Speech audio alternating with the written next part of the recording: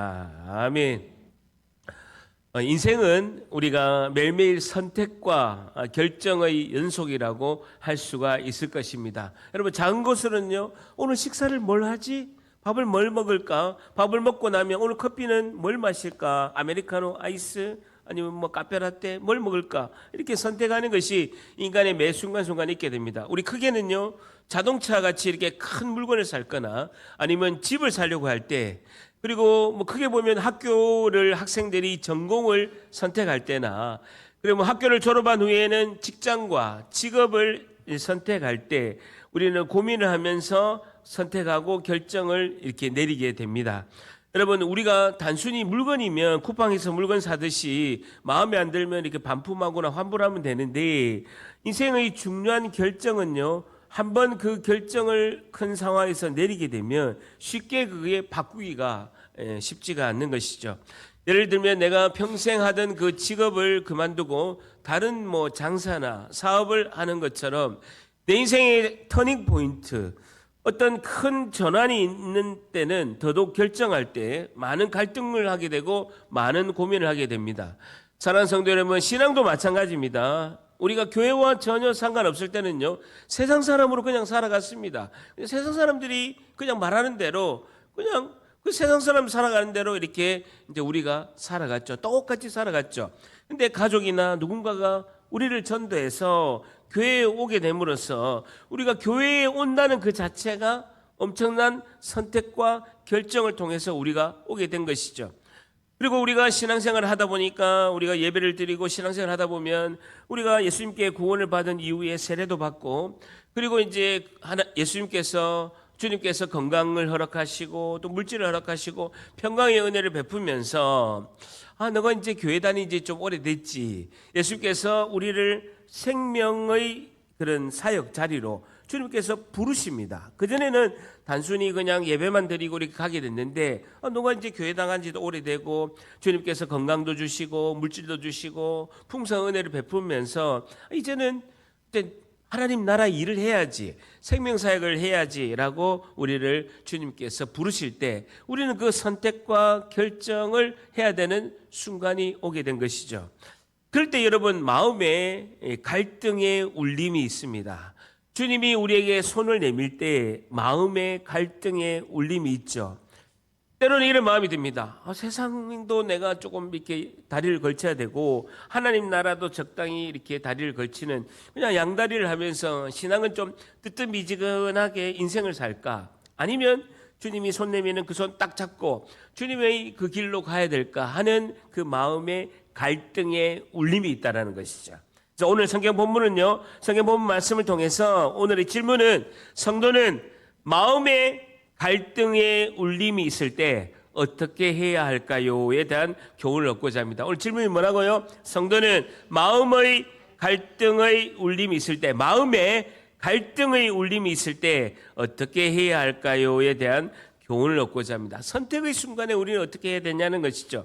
성도는 마음에 갈등의 울림이 있다는 거예요. 매 순간 선택을 할 때, 특히 주님이 우리를 손을 내미실 때, 그럴 때는 우리가 갈등의 울림이 있을 때 어떻게 해야 할까요에 대한 교훈을 얻고자 합니다. 5장 27절 한번 같이 읽습니다. 시작. 그 후에 예수께서 나가사 레위라는 세리가 세간에 앉아있는 것을 보시고 나를 따르라 하시니라 라는 것입니다. 예수께서 갈릴리 호수를 이렇게 거니시다가 가버나움에 있는 세간 앞을 딱 지날 때, 레위 동그라미 쳐보세요. 이 마태복음의 저자인 이 마태를 주님이 부르십니다. 레위라 하는 그 마태, 예수님의 12사도 중에 한 명인 마태를 주님께서 12사도로 제자로 부르신 거죠. 세리 동그라미 쳐보세요. 세리 동그라미 치면 헬라어로 텔로넨이라는 뜻인데요, 세금 징수원입니다. 세금 징수원, 세금을 각각 집마다 방문하면서 징수하는 그 세리, 세금 징수원, 아니면 세관에서 세금을 받는 그 징수원을 세리라고 하는 것이죠. 한번 들어보세요. 로마 시대 때는요, 각종 세금을 걷어서 전쟁을 하고 그 500년 동안 로마가 전 세계를 지배했습니다. 세금이 필요하죠. 세금을 걷어서 전쟁도 하고 통치를 하려면 로마라는 정부가 세금이 필요한 겁니다. 그럼 어떻게 하느냐? 특히 그 이스라엘 땅에는 유대 본붕왕에게 아니면 유대 고위 인사에게 세금을 딱 정했어요. 100억만 너희가 내라. 100억을 내라라고 이렇게 정합니다. 그러면 위탁 형태로 그 유대 본붕왕이나 유대의 고급 고위 인사들에게 세금을 딱 정합니다. 그러면 그 고위층들은 그 세금을 딱 정한 것을 100억인 100억으로 로마와 계약을 딱 하게 되면 그러면 자신들이 세금을 거두고 나서 이익이 없잖아요. 그러면 더 많이 세금을 거두는 거예요. 120억 정도 거둬서 20억은 자기들이 착복하는 거죠. 그것이 이제 세관이 하는 역할입니다. 더 세금을 거두어야 본인들이 이익이 나는 것입니다. 그래서 어떻게 했냐면 세관에서 세리를 고용합니다. 세금 징수원을 고용해서 세관에서 세금을 받는 사람이 있고, 두 번째는요, 다른 세리는 집집마다 돌아다니면서 세금을 받아오는 것이죠.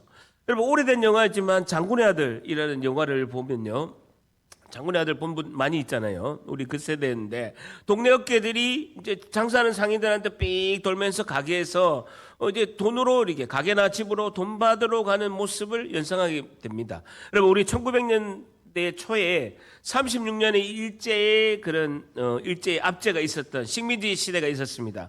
그런데 한국 사람이 자기는 한국 사람인데 친일 세력이 되어서 그 권력으로 자신과 똑같은, 우리와 똑같은 그 민족의 그 피땀 흘려서 번 돈을 갈취하는 것과 똑같은 행동하는 것이 세리죠, 세리. 그래서 유대인들은요, 가장 경멸한 사람의 1번이 세리입니다. 세리는 너무 싫은 거야. 로마의 식민지도 싫은데 그 로마의 식민지의 말을 들어서 세금을 부자든 가난한 사람이든 세금을 너무 많이 갈취해 가는 거예요.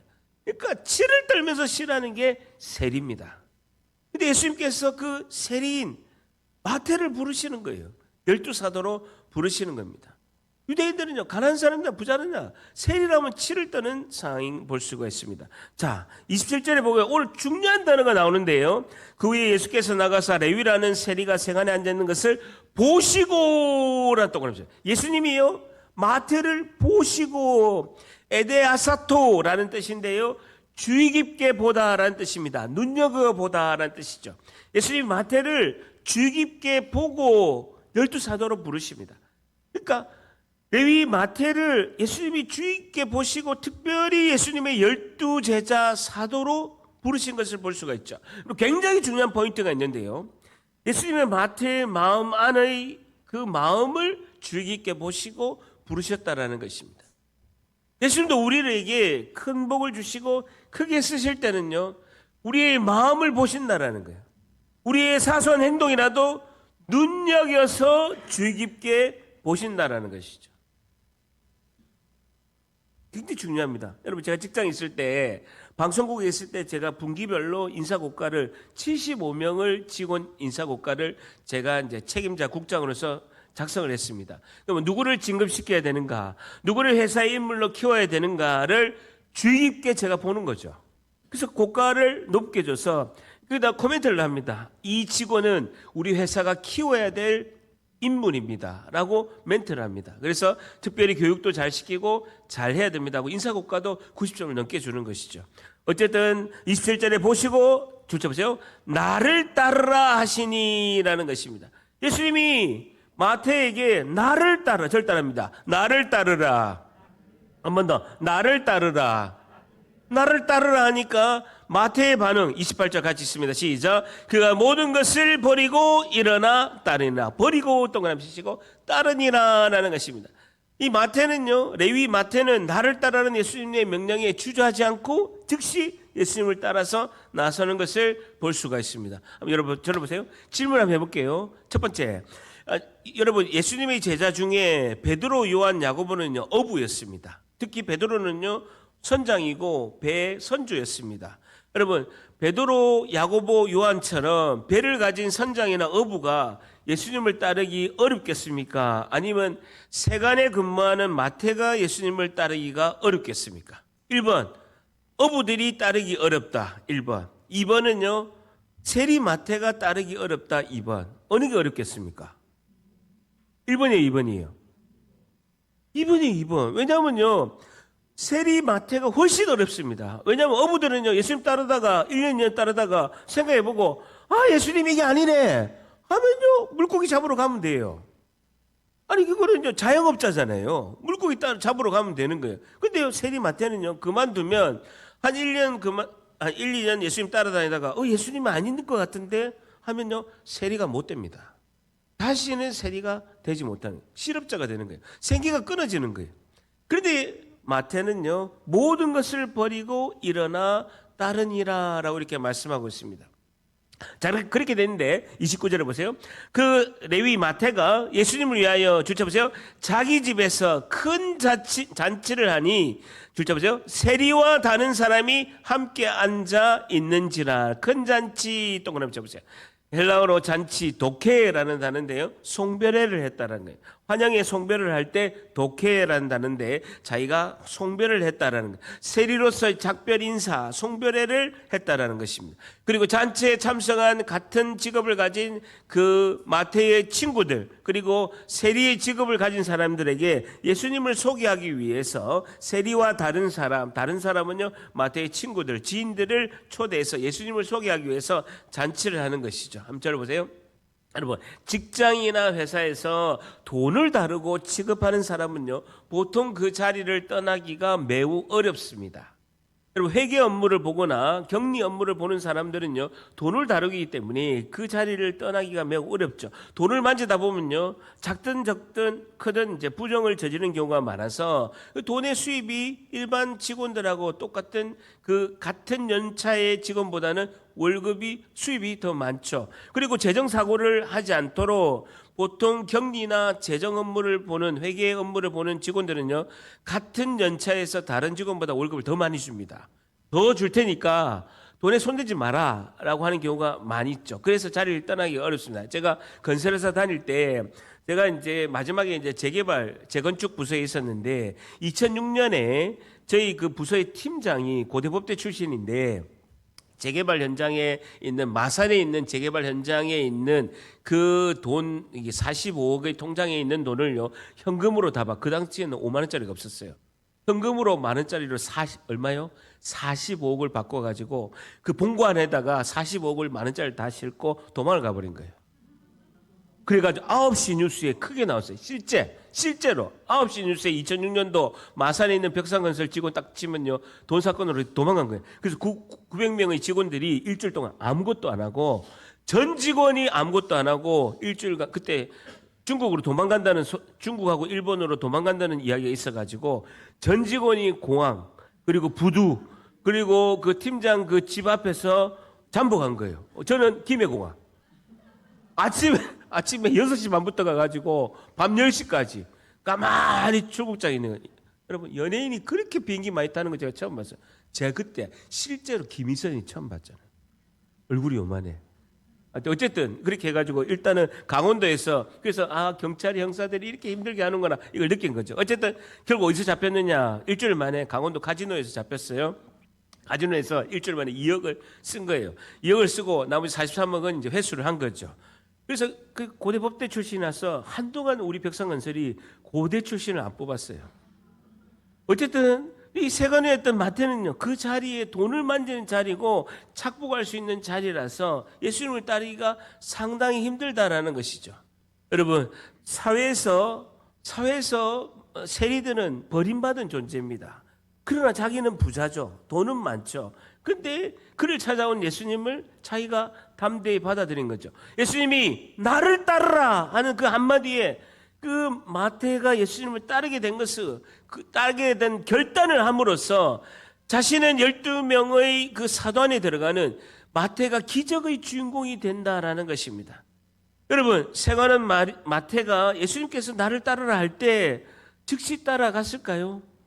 여러분 예수님은 우리에게 수없이 주님은 초대의 손길을 내미십니다. 세상에 빠져있는 우리가 세상에 빠져있을 때 예수님은 항상 구원의 손길 그리고 그렇게 하지 말라는 그 손길을 우리에게 보내신다는 그럴 때 우리가 잘 들어야 됩니다. 마태도요 세리 일을 하면서 양심에 이건 아닌데 라고 늘 고민하고 갈등이 있었다라는 거예요. 삶의 고민과 갈등이 있을 때 내가 아무리 생각해도 우리 같은 민족을 이렇게 착복해서 이렇게 하는 게 이게 아닌데 하는 마음의 갈등이 있었다는 거예요. 그러니까 예수님이 마태의 그 마음을 보시고 마음의 중심을 보시고 마태를 부르시는 거예요. 우리가 삶의 고민과 갈등이 있을 때 그 갈등의 고민의 마음을 주님이 보시고 우리를 부르신다는 거예요. 그러면서 주님이 우리에게 나를 따르라라고 말씀하신다는 거예요. 오늘 첫 번째, 성도는 마음의 갈등에 올림이 있을 때 어떻게 해야 할까요? 첫 번째, 예수님께로 결단하고 나아가야 합니다라는 것이죠. 예수님께로 결단하고 나아가야 합니다. 마음의 갈등에 울림이 있을 때 그때 여러 가지 생각하지 말고 예수님께로 결단하고 나아가야 합니다라는 것이죠. 우리가 예수님께로 결단하고 나아가면 기적을 경험할 줄 믿습니다. 결단합니다. 결단이 기적을 이룹니다. 한 번 더, 결단이 기적을 이룹니다. 여러분, 제가 이제 우리 성도분들이 선택과 고민할 때 그런 갈등의 순간에서 결단하기 전에 저한테 많이 물어봅니다. 목사님, 하나님의 뜻은 무엇입니까? 제가 어떻게 결정을 해야 됩니까? 라고 제 질문을 많이 하죠. 우리가 같이 기도하고 하나님께 기도 응답받고 하나님의 말씀으로 응답받고 하나님의 뜻을 이렇게 전하고 같이 이렇게 기도하는 경우가 있습니다. 근데요, 그런 것을 알더라도 결단하지 못하는 경우가 많아요. 왜냐? 내 손에 꽉 쥐고 있는 손을 펴기가 너무 어렵다라는 거예요. 여러분, 움켜진 손을 펴기가 진짜 어렵다라는 것입니다. 그러면 그것을 결단하지 않으면 내 인생에 아무런 기적이 일어나지 않는다는 거예요. 여러분, 내가 결정적인 순간에 인생의 선택의 순간에서 결단하지 못하는 이유가 무엇일까요? 내가 결정적인 순간에 결단을 해야 되는데 못하는 이유가 무엇일까요? 첫째는요, 불안이에요. 불안과 두려움 때문에 내가 이러다가 이런 일을 하다가 어쩌면 이렇게 내가 결단하면 어떤 일이 일어나면 어쩌지 하는 불안과 두려움이 있다는 거예요. 여러분, 그리고 인생의 선택의 순간에 결단하지 못한 두 번째가 뭔지 압니까? 아이러니하게도 평안과 안정이에요. 첫째는 불안과 두려움 때문에 결정 못하는 거 이해가 돼. 근데 평안과 안정이 있으면요, 지금이 좋사오니 이대로가 좋사오니 이렇게 하면요 오히려 결단하지 못한다는 거예요. 여러분, 두 번째 이유가 훨씬 더 많아요. 여러분, 인생에 이렇게 되면요 인생에 발전이 없어요. 그리고 자녀들도 그대로 따라서 결단을 못합니다. 왜냐하면 부모가 결단한 걸 못 봤기 때문에. 이대로 좋사오니 하고 계속 하면요 자녀도 어떤 순간에 결정적인 순간에 부모를 따라서 결단하지 못하는 경우가 너무나 많다는 거예요. 결단합니다. 내가 결단하면 하나님이 기적을 이루십니다. 한 번 더, 결단하면 기적이 일어납니다. 하나님의 역사는요 세리마태처럼 결단을 해야 하나님의 역사가 기적이 일어날 줄 믿습니다. 여러분, 결단은 믿음이에요. 믿음은 결단을 해야 이루어지는 것입니다. 순간에 결단을 해야 되는 거예요. 그러면 시간이 지나면요 결단은 조차도 나중에 시간이 지나면 그때 내가 결단했는데 하나님이 하셨습니다. 결단합니다. 주님이 하셨습니다. 한 번 더, 주님이 하셨습니다. 주님이 하셨습니다라고 고백하는 거죠. 내가 결단했지만 내가 한 것이 아니라 누가 했다고요? 주님이 하셨습니다. 주님이 힘을 주셔서 은혜를 주셔서 했다라고 이렇게 고백하는 것이죠. 결단이 중요합니다. 우리 자녀들을 위해서 우리가 부모들이 얼마나 자녀들이 잘 됐으면 하는 마음이 많습니까? 어느 부모도 자녀가 잘 되는 것을 원하지 않은 부모가 없습니다. 다 자녀가 잘 되고 싶죠. 그런데요, 부모가 결단한 만큼 자녀가 잘 됩니다. 부모가 결단한 만큼 자녀가 잘 된다는 것이죠. 여러분, 저는요 직장생활 다니면서 너무 힘든 환경이었습니다. 여러분, 지금 우리 39도 38도 되잖아요. 현장생활 하면서 이 38도 39도 여름에 6, 7, 8월 달에 현장 근무하는 거예요. 땡볕에서 한 번 여름 지나면요 얼굴에 껍데기가 서너 번 벗겨집니다. 근데 한 번도 직장생활 힘들다고 이야기한 적이 없습니다. 목회 15년 동안 하면서 수많은 일들이 있었습니다. 부목사 때부터 전도사 때부터 담임 목사까지 수많은 일이 있었어요. 근데 힘든 거 단 한 번도 가족에게 제가 표현한 적이 없습니다. 왜냐? 제가 목회하는 거 힘들다고 하면 목사가 되려고 하는 우리 아들 앞길 막는 거예요. 제가 힘드는데 제가 힘든 거를 우리 아들이 하겠습니까? 그러면 제가 CTS 다니면서요, 죽을 고생했습니다. 아침 6시 반에 출근해서 11시까지 매일 힘들었어요. CTS 근무하면서요, 한 번도 힘들다고 우리 직원이 아니라 우리 자녀들한테 이야기하지 않으냐니까 김근화가 CTS 간 거예요. 지금 엄청 고생하고 있습니다. 이렇게 힘든 줄 몰랐다면서. 저는 김구라보다 10배, 20배 힘들었거든요. 근데 한 번도 힘들다고 안 해요. 그러니까 부모의 결단은요, 자녀의 길을 열어주는 거예요. 근데 부모가 결단하지 않으면 자녀가 그 길을 가는데 막고 있다는 것이죠. 자, 한편으로 30절 보세요. 30절 같이 있습니다. 시작. 바리새인과 그들의 서기관들이 그 제자들을 비방하여 이르되 너희가 어찌하여 세리와 죄인과 함께 먹고. 바리새인들과 그들의 서기관들, 주점에서 오늘의 마태와 정반대의 인물이 등장합니다. 누구요? 바리새인들과 그들의 서기관. 바리새인들과 서기관은요, 마태하고 정반대의 상황, 같은 현장에 있는데 정반대의 인생을 살고 있는 걸 볼 수가 있습니다. 그러면서 예수님의 제자들을 비방하여 이르되 너희가 어찌하여 세리와 죄인들, 동그랗게 함께 먹고 마시느냐라는 것입니다. 바리새인들과 서기관들은요, 예수님을 마치 죄인 쫓는 형사처럼 따라다니면서 마태의 그는 송별회 즐거운 잔치집에 들어가지도 않으면서 밖에 있으면서 예수님과 제자들에게 시비를 겁니다. 비난하는 것이죠. 너희들이 어찌하여 죄인의 세리와 죄인, 세리 마태의 친구들과 함께 먹고 마시느냐라는 것이죠.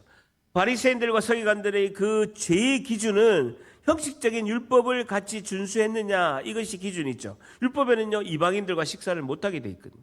그러니까 예수님과 제자들이 함께 있는 걸 보고 다 너희들은 죄인이다라고 간주하고 있는 것이죠. 바리새인들이 생각하는 그 세리들은 동족의 피를 먹고 그 동족의 그 피를 빨아먹는 그런 존재이기 때문에, 경멸의 대상이었기 때문에 지금 이렇게 이야기하는 것입니다. 이렇게 세리들과 같이 식사를 하는 것은요, 유대인들은 상상하기 힘든 것이죠. 30절에 보세요. 먹고 마시느냐, 식탁 교제를 한다는 것은요, 서로를 받아들이고 서로를 한 식구로 여긴다라는 의미이죠. 그리고 바리새인들은 마치 이렇게 생각하는 거예요. 코로나 때 우리가 식사하면 코로나가 없는 것처럼 죄인들과 식사하면 죄를 옮는다라고 그들은 생각했기 때문에, 세리들과 식사하면 너희들도 같이 죄를 옮아서 같이 죄인이 된다라는 이제 원리를 가지고 이야기하는 거예요. 저를 보세요. 제가 어릴 때 40-50년 전에 1970년대 80년대 보게 되면 중학교 고등학교 때 아이들이 학교에서 사고 치면 누굴 부릅니까? 선생님이 누굴 불러요? 부모님을 부르죠. 부모님이 가면 지금하고 다른 시대였습니다. 부모님이 가면요, 우리 애들이 잘못해서 부모님 부르면 부모님이 학교에 가서 선생님한테 죄송하다고 싹싹 빕니다. 근데 그 아이 엄마가 부모님이 선생님한테 제가 자녀 교육을 잘못 시켜서 이렇게 됐습니다 하고 싹싹 빌면서 꼭 뭐라고 합니까? 우리 애는 착한데 친구를 잘못 만났어. 아이가 삐뚤어졌다. 이렇게 해요, 안 해요? 해지. 그리고 하고 나서 상대방의 그 부모 엄마가 몇 시간 후에 또 와. 근데 그 엄마도 똑같은 말을 해. 우리 애는 착한데 친구를 잘못 만나가지고 우리 아이가 삐뚤어졌다. 그럼 둘 다 친구 때문에 그래, 친구 잘못 만나서 그랬다라고 이야기하는 거죠. 여러분, 근데요, 가만히 보면요, 이 말이 맞는 것 같이 보이는데 전혀 맞지 않습니다. 인간은 나쁜 친구하고 같이 있어서 죄를 짓는 것 같이 보이는데 그렇지 않다라는 거예요. 인간이 죄를 짓는 이유는요, 인간 안에 있는 본성이 우리가 가진 죄성 때문에 죄를 짓는 거예요. 다른 사람 때문에 죄를 짓는 게 아니라 자기 안에 있는 죄성 때문에 죄를 짓는 거예요. 그렇기 때문에 우리 안에 계시는 예수님의 영, 성령께서 우리를 올바로 인도하지 않으면 크고 작음의 차이지 인간은 계속해서 죄를 지을 수밖에 없는 존재라는 거예요. 여러분, 죄는요, 누룩 곰팡이처럼 엄지손톱처럼 조그맣게 있다가 이것이 세력이 확장되는 거예요.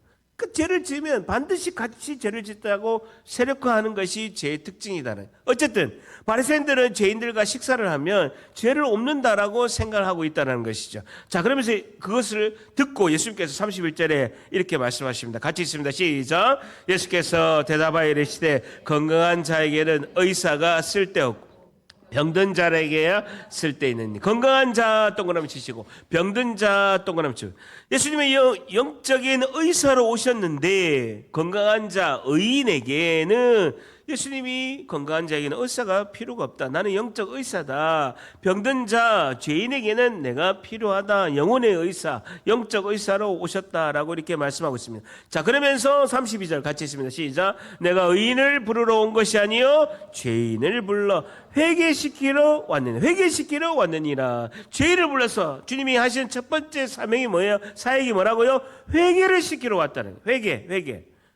여러분, 너희들이 의인이라고 생각하는 바리새인들 너희들 때문에 온 게 아니라 여기 있는 죄인들을 불러서 내가 회개시키러 왔다라는 거예요. 의인은 없나니 하나도 없다라고 로마서 3장 10절에 말씀하고 있습니다. 여러분, 예수님께서 말씀하신 너희들은 죄인이야, 회개해야 돼 하는 그 복음을 받아들여야 되는 거예요. 자신이 죄인임을 인정하고 받아들이는 것이 너무나 중요하다. 여러분, 회개라는 단어 동그라미 치시면요, 이 안에는요 회개를 받으시는 하나님의 기쁜 마음이 담겨져 있다라는 거예요. 다시요, 이 회개라는 단어 안에는요 하나님께서 그 회개를 받으시는 하나님의 기쁜 마음이 포함되어 있다는 거예요. 회개를 통해서 하나님께로 가는 것이 하나님 기쁘신 거죠. 우리 자녀들은요 계속 잘못하죠. 근데요 잘못했다라고 용서를 바라는 그것이 기쁜 마음으로 받아들인다라고 이렇게 말씀하고 있습니다. 그럼 회개를 하고 나면요 내 내면에 안에 있는 기쁨이 있다라는 거예요. 죄에서 돌이켜서 나아가는 그 모습을 하나님이 기뻐 받으시고 나도 회개함으로 내 안에 내면에 기쁨이 찾아온다라는 것입니다. 2000년 전이나 예수님께서는 지금이나 똑같이 우리가 나는 죄인입니다 하고 회개하는 사람을 하나님께서 기뻐하시고 만나주시고 구원의 은혜를 베푸실 줄 믿습니다. 33절에 보세요. 그들이 바리새인들과 서기관들이 예수께 말하되 요한의 제자는 자주 금식하고, 주자 보세요. 세례 요한의 제자들을 보니까 자주 금식하고 기도하고 바리새인들의 제자들도 자주 금식하고 기도하는데, 줄자 보세요. 당신의 제자들은 먹고 마시나이다. 먹고 마시기만 하고 금식하고 기도를 안 한다라고 내부 갈등을 일으키는 거예요. 금식하고 기도하고 당시에는요 그 은혜의 수단이 금식이었습니다. 개인의 경건을 위해서 그리고 은혜의 수단으로 금식을 이렇게 하게 됐는데, 이 금식이 위선적인 행동, 남한테 잘 보이려고 나는 이렇게 경건해 라고 잘 보이기 위해서 하는 그런 외식적인 행동을 예수님께서 질책하는 거죠. 33절에 보세요. 먹고 마시나이다 줄쳐 보시고 30절에 죄인과 함께 먹고 마시느냐라는 것이죠. 예수님이 오신 목적은 죄인을 구원하기 위해서, 회개하기 위해서 오셨다라고 대답을 했는데 말꼬투리 먹고 마시는 그 일 자체를 가지고 비난하는 거예요. 목적은 하나예요. 예수님과 제자들을 분란을 시켜서 내부 갈등을 일으키게 하는 것이 바리새인들과 서기관의 목적이라는, 이걸 주님이 아시니까 바리새인들과 서기관에게 독사의 자식들이라고 하는 이유가 있다라는 거예요. 여러분, 저를 보세요. 제가 늘 강조하지만 생각한다고 다 이야기하는 것은 아기들의 행동입니다. 다시요. 우리가 생각을 하잖아요. 생각한다고 말로 다 표현하는 것은요 아기들의 행동이죠. 여러분, 아기들은 어떻게 합니까? 배고프면 이야기해요, 안 해요? 하죠. 우리 손주들 보면요, 배가 고프고 자기가 짜증나면요, 그리고 똥 싸고 이러면요 막 울면서 이야기하고 막 엄마한테 소리칩니다. 아기들이 이야기죠. 즉시 이야기하죠. 아기들이 하니까 아기니까 그렇다고 이해하죠. 여러분, 성인에 대해서도 자기 감정과 생각을 절제를 해야 됩니다. 자기 감정과 생각을 절제하지 못하면요 생각이 올라오는 대로 다 이야기하면 관계는 다 깨집니다. 관계는 다 깨지고 분열이 일어나고 공동체는 크게 어려움이 있습니다. 바리새인들과 서기관이 목적이 있어요. 세례 요한의 제자들은 금식하고 기도하는데 당신의 제자들은 왜 먹고 마시기만 하고 이렇게 하느냐라고 해서 예수님과 제자들을 갈등을 일으켜서 예수님과 제자를 관계를 깨뜨리게 하는 목적이 있다라는 거예요. 어디든지 관계를 깨뜨리고 분열을 일으키고 공동체가 크게 힘들게 하는 세력들이 있다라는 거예요. 여러분, 이렇게 해가지고 우리가 그렇게 해서 힘든 상황이 올 때 다 대응을 하고 이렇게 하게 되면요 공동체가 다 깨지게 돼 있습니다. 여러분, 사단이 춤추면서 계속 이 방법을 계속 사용한다라는 거예요. 2000년 동안 계속 사용하는 거예요. 딱 그때 입 다물면 승리할 줄 믿습니다. 한 번 하면 계속 할 수 있어요. 여러분, 하나님의 일을 하는 충성된 성도는요, 단순하고 순전해야 됩니다. 단순하고 순전해야 되는 거예요. 바리새인들과 서기관들의 보세요. 교묘하게 사람 심리를 이용하고 조직을 파고듭니다. 바리새인들 같은 자들은 하나님 나라의 은혜를 받을 수가 없습니다. 우리 교회도 성도들 중에서 바리새인들과 같은 분이 없지만 그렇게 돼서는 안 된다는 거예요. 우리가 십자가를 통과해야 구원을 받을 수가 있습니다. 십자가는 뭘 뜻합니까? 우리가 예수님의 십자가를 통과해야 구원의 은혜를 받을 수 있다는 거예요. 여러분, 예수님의 십자가는 무엇을 상징하고 있습니까? 옛사람의 죽음이죠. 옛사람의 죽음. 옛사람.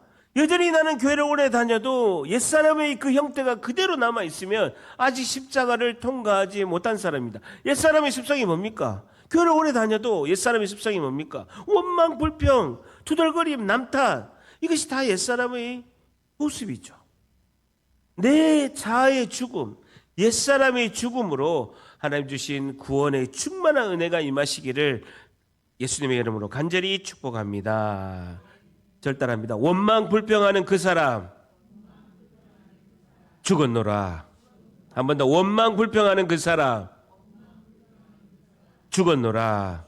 마지막 두 번째, 성도는 마음의 갈등에 울림이 있을 때 어떻게 해야 할까요? 두 번째, 잠잠히 예수님만 바라보며 나아갑니다. 나아가야 합니다. 두 번째 뭐라고요? 잠잠히 예수님만 바라보며 나아가야 합니다. 라는 것입니다. 첫째는 예수님께로 결단하며 나아가야 합니다. 두 번째 뭐라고요? 잠잠히 예수님만 바라보며 나아가야 합니다. 라는 것입니다. 그럼 사람한테는 항상 실망하게 되어 있습니다.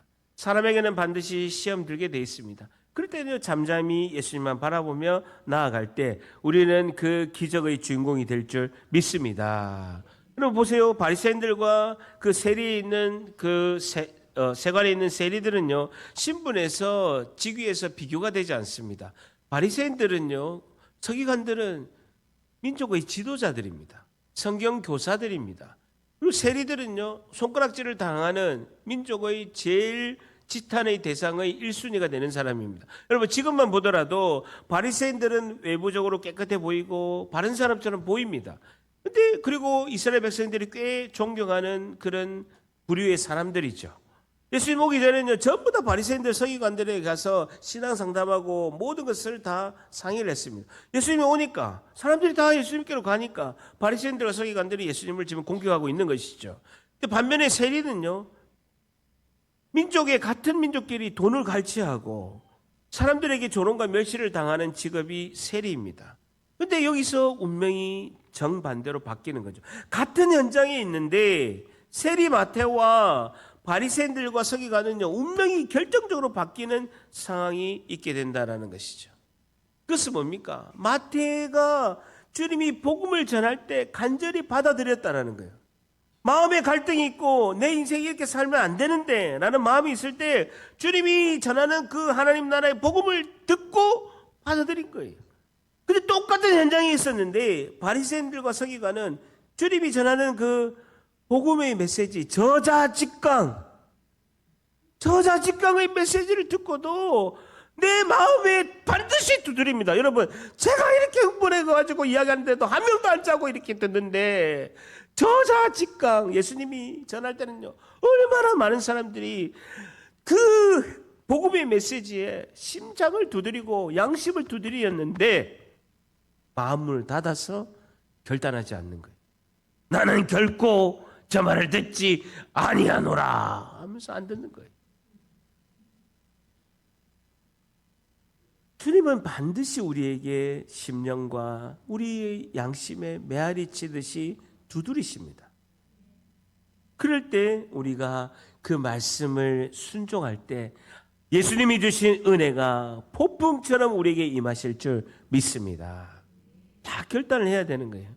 우리가 그 갈등의 순간에 우리가 원망과 불평과 정죄가 아니라 세리 마태처럼 결단하게 예수님께 나아가는 것이 너무나 중요하다는 것이죠. 한번 들어보세요. 여러분, 저도요, 인생에 이렇게 제가 살아갈 때 가장 감사한 분이 한 분이 계십니다. 제가 인생의 길을 갈 때마다 그 길을 알려주시고 방향을 알려주신 오늘의 제가 있게 하신 분이 계십니다. 저를 전도하시고 세례를 주시고 양육하시고 제가 30대 초반부터 인격과 성품과 신앙과 그리고 또 목회자가 됐을 때 그 목회를 할 수 있도록 멘토를 해주시고 아들보다 저를 사랑해 주신 해운대 운하교회 담임 목사님이 저에게는 계시는 것이죠. 저를 위해서 평생 기도해 주시고 엄청난 저를 위해서 멘토링을 해주셨던 저에게는 정말 감사하는 분이시죠. 멘토이신 담임 목사님께서 2007년도에 제가 두바이 갈 때 두바이 가지 말고 CTS 가서 선교해라 라고 해서 그분이 그렇게 방향을 알려주셔서 제가 결단하고 제가 선택해서 결단하도록 큰 역할을 하신 분이시죠. 근데 주님 그렇게 담임 목사님 말씀하실 때 예수님께서 마태에게 하신 말씀처럼 예수님을 따르라 라는 그 말씀처럼 주님의 음성으로 제가 듣고 순종하게 된 것이죠. 저는 사실은 2007년도에 두바이 안 갈 때 굉장히 갈등이 있었습니다. 왜냐? 3년 동안 제가 엄청 준비했거든요. 영어학원 다니고 해외 건축을 위해서 밤잠 안 자고 준비하고 영어 공부하고 그 해외 업무를 익히려고 다 준비 다 했거든요. 3년의 노력이 물거품 되는 거예요. 선교단체 CTS 가라는 건 내 3년의 고생한 게 다 물거품이 되는 거예요. 그럼에도 불구하고 그 노력이 아깝지만 그 내면의 갈등이 있지만 그래도 주의 종의 그 목소리가 하나님의 음성을 듣고 제가 결단했기 때문에 이 자리에 있는 줄 믿습니다. 여러분, 한국 교회사에 유명한 이야기가 있습니다. 이걸 제가 소개하면서 설교를 마무리하려고 합니다. 여러분, 미국에서 태어난 이분은요, 아버지가 의사고 훌륭한 가정에서 태어났습니다. 그래서 이분이 신학교를 졸업하고 선교사가 되겠다라고 헌신을 하고 결혼을 했습니다. 그래서 어느 나라를 갈까라고 이렇게 기도하는 중에 결혼하고 나서 선교사로 결단해서 대한민국에 가기로 결정한 거예요. 1892년에 26세의 나이로 이분이 조선에 가야 되겠다라고 하고 이제 결단한 거죠. 그래서 어렵게 배를 타고 수개월 동안 배를 타서 조선에 오게 된 것입니다. 그래서 선교를 열심히 한 거예요. 조선에 와서 6년 만에 첫 아들을 얻은 거예요. 얼마나 기쁘겠습니까? 첫 아들을 낳았는데 얼마나 기쁘겠습니까? 근데 기쁨도 잠시 하고 첫 아들이 생후 8개월 만에 세상을 떠난 거예요. 너무 근심이 되고 낙담이 됐는데도 상처와 아픔이 아물어 갈 때쯤에 3년 뒤에 1902년도에 둘째 아들이 태어난 겁니다. 둘째 아들이 태어났는데도 그 아이도 세상을 떠난 거예요. 여러분, 더 안타까운 건요, 이 선교사님의 아내도 1년 뒤에 세상을 떠나게 됩니다. 그래서 양아지 묘역에 두 아들과 아내를 묻게 되는 엄청난 아픔을 겪게 됩니다. 그럴 때 조선 사람들이 그 선교사님한테 계속 이야기를 합니다.